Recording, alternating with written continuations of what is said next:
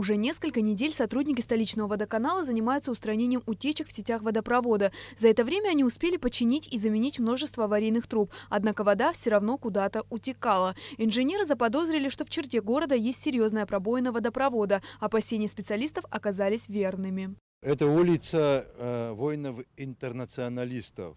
По этой улице проходят наши коммуникации. На 800-миллиметровом водоводе напорном произошла утечка. Здесь все это было заросшее.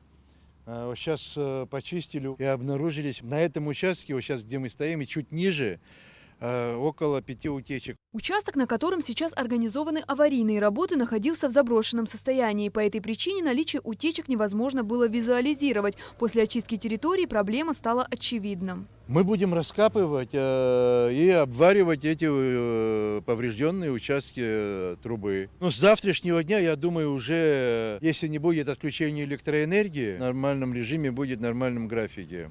Системное отключение электричества значительно осложняет работу станций водоканала. Даже короткие перебои в подаче электроэнергии останавливают всю цепь работы водонасосных агрегатов. Процесс запускается по новой, тем временем, как в городских кранах исчезает вода.